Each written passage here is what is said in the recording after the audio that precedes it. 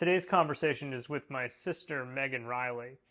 She was just in town. If you're in the Altoona area, you may have heard the speech she gave at Girls' Night Out, which was a big event at the Blair County Convention Center. The original reason I started turning the camera on and recording conversations was because of my sister's cancer diagnosis 5 years ago. I wanted to preserve as much of her as I could, and so I started recording the conversations that we were having every day as she was getting chemotherapy.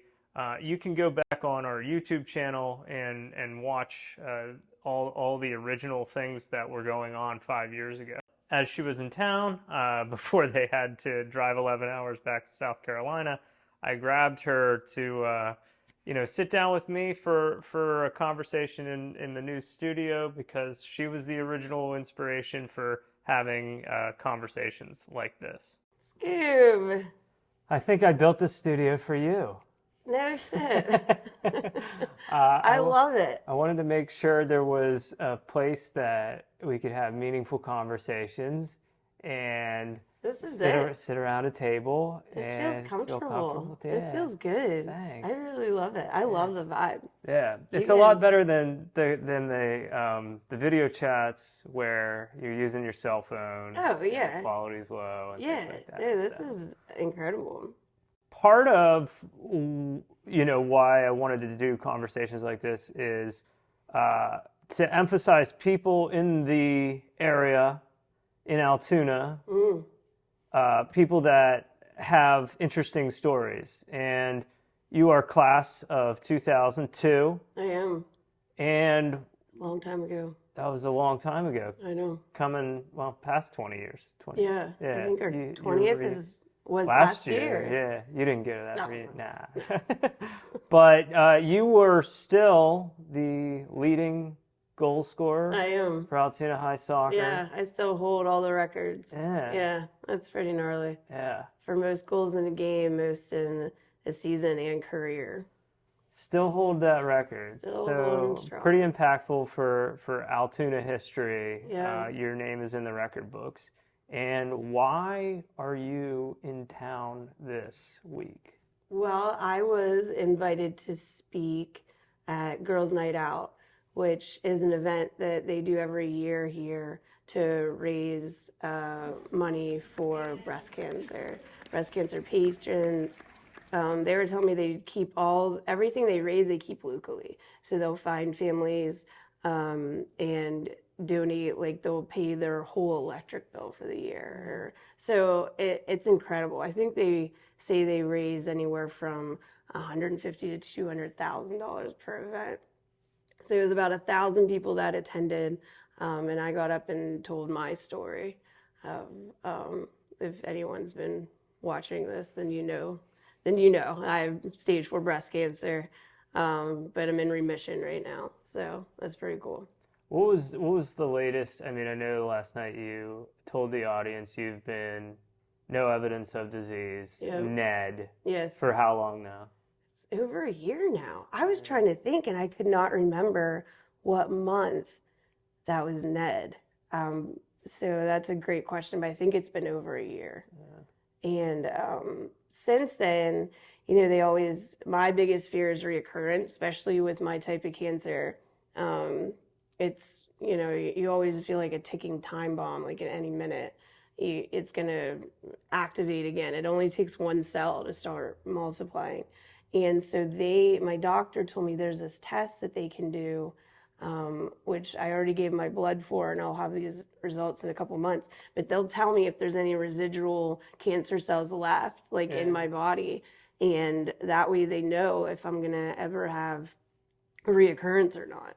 So that'll be wild, one way or another. It's either they're going to tell me bad news, which, I'm scared of that anyways. So them telling me, yeah, you will have a reoccurrence isn't going to be too shocking. But if they tell me that there's nothing left, and I won't have a reoccurrence, that's going to be the biggest weight ever off my shoulders. Like I can't wait to hear the results of that. Yeah. Yeah.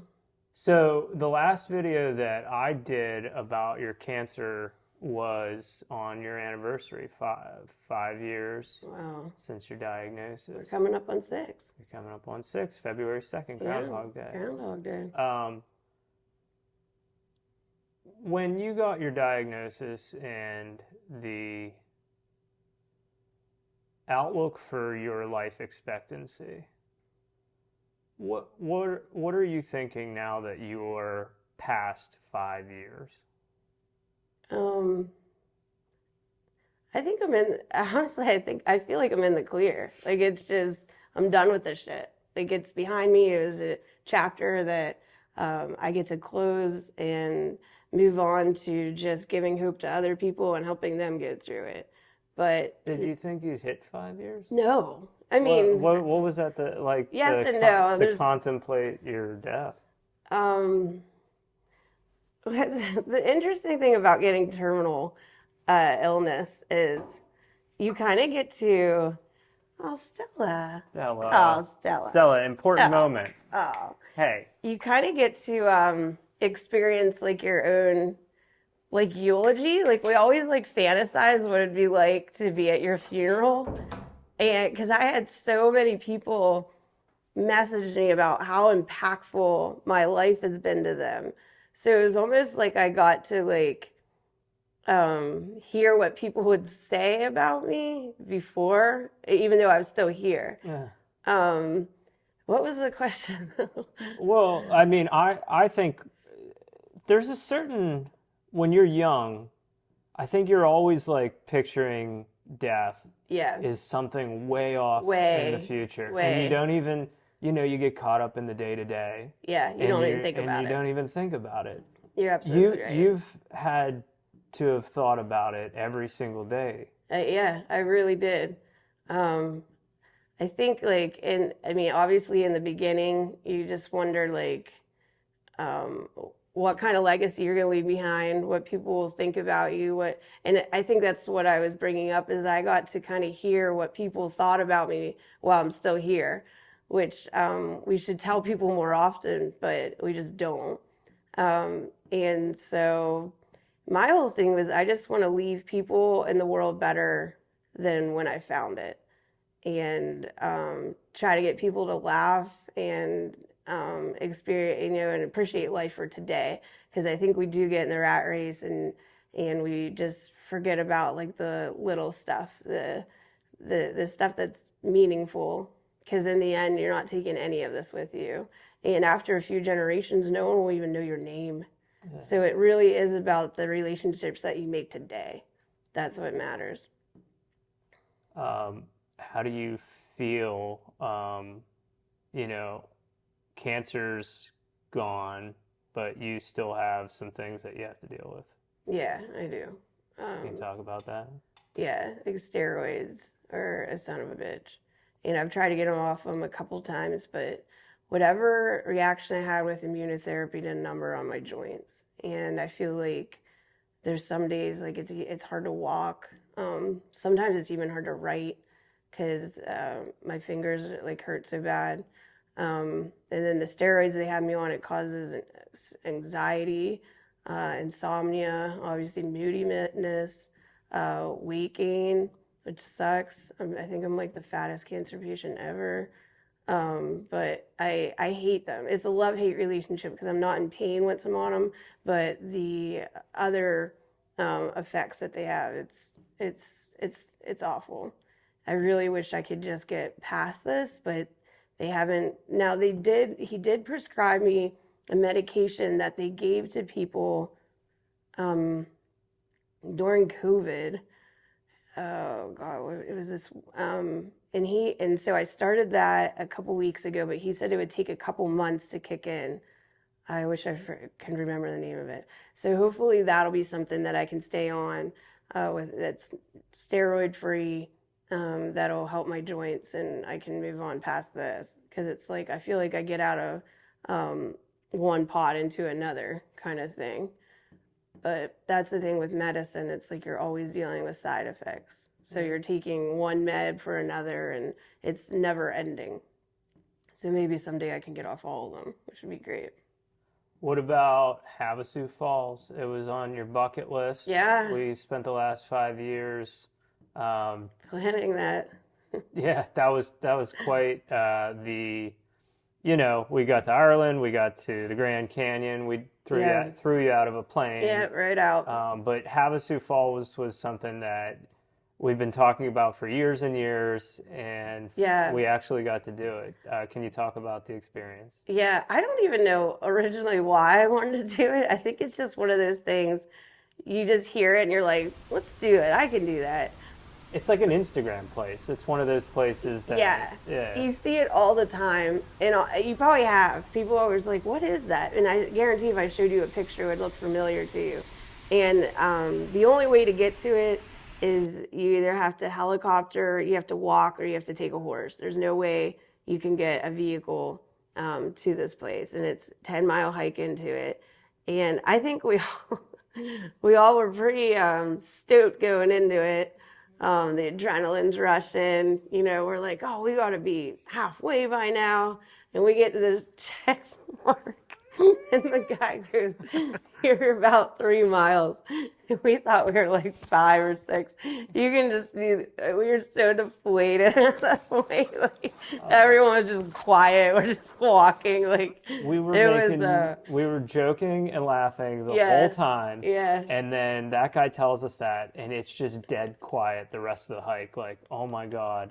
I think it took, we started at what, like 10 a.m. Yeah. and got in at 6, basically. I think it was 8 hours, somewhere around there. That doesn't surprise me. So we're going, what, 1 mile per hour Yeah. is what it came down to. Yeah. Man. And then once you get to the camp, it's not over, because you think, oh, you just walk right over to a waterfall. You have another 3 miles, 7 miles to get to these waterfalls. So, I mean, during it, there was a part of me is like, what the hell did I get ourselves into? But I think once it's all said and done, like looking back on the experience and how we, came together as a family and got through it together, I think that was the best part of it, was like those bonds. Because you definitely bond with people that you go through like a trauma with. And I'm not saying it was traumatic, but it was definitely, it's not for the faint of heart. Like, I can't think of anybody I'm close to I'd be like, oh, you got to do this. Like, I wouldn't recommend it to almost anyone. No way. Not looking at all that. Except for like Maggie, like people that are experienced hikers. Yeah, I mean, you're talking, there's no campfires. No. There's no, Very little food source. no electricity. No, you have to bring in your food. Yeah. Now, okay, so we talked about that. I think we threw a lot of food into our packs, and we packed a lot of stuff. What did you think we did wrong on the trip as far as supplies, preparedness, knowledge? I think I brought too many clothes because, I mean, no matter what you ended do, up wearing the same underwear. you're going to be dirty and be disgusting the whole time. There's no getting out of it. Yeah. So, and we definitely brought too much food. I think we took like 4 or 5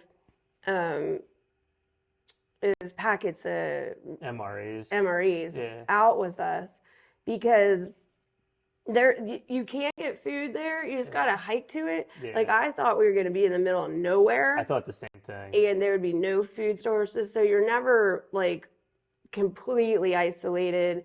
If you're willing to walk a mile or 2 to eat, you're not alone, because you can hike into the village, which is about, I mean, probably about a mile and a half from our camp, and eat. They have like a dining area and stuff.